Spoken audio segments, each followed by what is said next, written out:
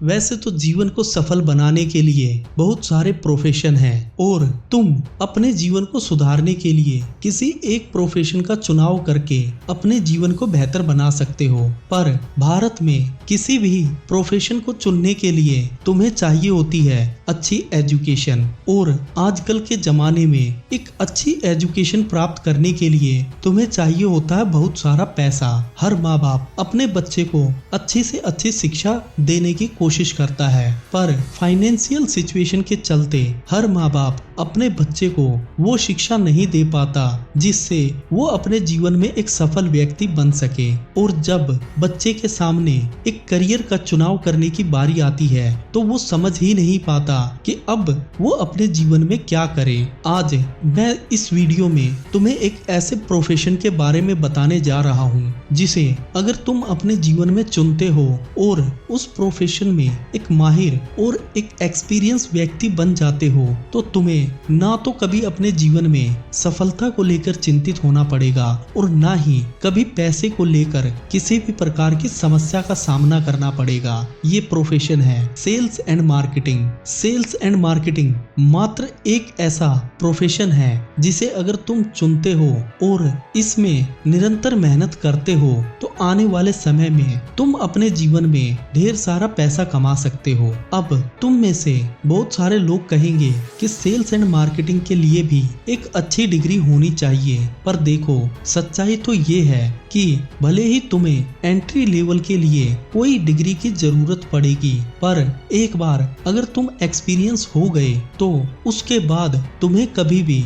Sales and marketing में किसी भी डिग्री की आवश्यकता नहीं, क्योंकि हर कंपनी को वो बंदा चाहिए होता है जो उनके प्रोडक्ट को बेच सके। और आज इस वीडियो में मैं तुम्हें 3 ऐसे नियम बताऊंगा, अगर तुम उन्हें अपने जीवन में अपनाओगे तो सेल्स के मास्टर बन जाओगे। देखो, सेल्स करना कोई मुश्किल काम नहीं है, बस कुछ बेसिक रूल के साथ तुम अपने जीवन को बेहतर बना सकते हो। पहला नियम जो तुम्हें सेल्स करने से पहले सीखना होगा, जब भी तुम किसी भी प्रोडक्ट को सेल करने जाओ उससे पहले अपने प्रोडक्ट की अच्छे से नॉलेज गेन करो। देखो, जब तक तुम्हें अपने प्रोडक्ट पर खुद विश्वास नहीं होगा, जब तक तुम्हारे पास अपने प्रोडक्ट की सारी जानकारी नहीं होगी तो तुम कभी भी अपने प्रोडक्ट को कस्टमर के सामने अच्छे से एक्सप्लेन नहीं कर पाओगे। तुम्हें पता होना चाहिए कि प्रोडक्ट का प्राइस क्या है, इसकी कितनी वैरायटी है,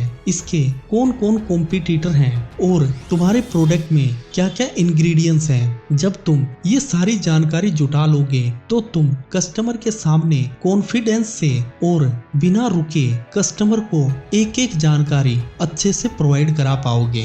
नंबर 2 रूल जो तुम्हें अपने जीवन में अपनाना है। सबसे पहले ये देखो कि तुम्हें प्रोडक्ट बेचना किसको है। उदाहरण के लिए, अगर तुम कोई रियल एस्टेट का प्रोजेक्ट किसी बस या चलती ट्रेन में बेचने की कोशिश करोगे तो तुम कभी भी सफल नहीं हो पाओगे। जब भी कोई भी प्रोडक्ट या किसी भी प्रकार का प्रोजेक्ट तुम सेल करने जाओ तो सबसे पहले उस प्रोजेक्ट से रिलेटेड एक टारगेट ऑडियंस फाइंड आउट करो। इसके लिए ज्यादा से ज्यादा इंटरनेट की मदद लो, ज्यादा से ज्यादा अपने सीनियर से इस बारे में सवाल करो, उस प्रोजेक्ट से रिलेटेड पूरी जानकारी अपने दोस्तों के साथ शेयर करो, उनसे उस बारे में कंफर्मेशन लो कि ये प्रोजेक्ट तुम किसको, कहां पर और कैसे सेल कर सकते हो। जब तुम्हारे पास एक अच्छा खासा डेटा इकट्ठा हो जाएगा और तुम्हें पता होगा कि तुम्हारी एक्चुअल टारगेट ऑडियंस कौन है, किसे तुम इस प्रोडक्ट को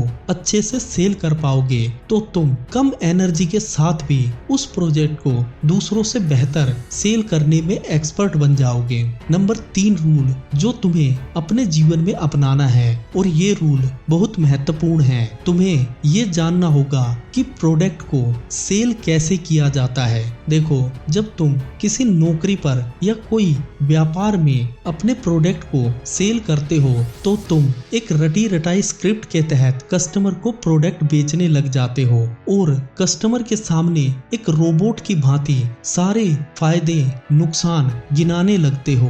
पर अगर तुम ऐसा करोगे तो तुम अपने जीवन में कभी भी एक अच्छे सेल्समैन नहीं बन पाओगे। सबसे पहले तुम्हें ये सीखना होगा कि प्रोडक्ट को सेल कैसे करते हैं। इसके लिए तुम्हें सबसे पहले कस्टमर की नीड को जानना होगा और ये समझना होगा कि तुम्हारा प्रोडक्ट कैसे कस्टमर की प्रॉब्लम को सोल्व कर सकता है और कस्टमर के जीवन में तुम्हारे प्रोडक्ट से क्या वैल्यू ऐड होगी, कितना पैसा वो प्रोडक्ट कस्टमर को बचा कर देगा, उसके फायदे क्या हैं और तुम कॉम्पिटिटर से कैसे अलग हो।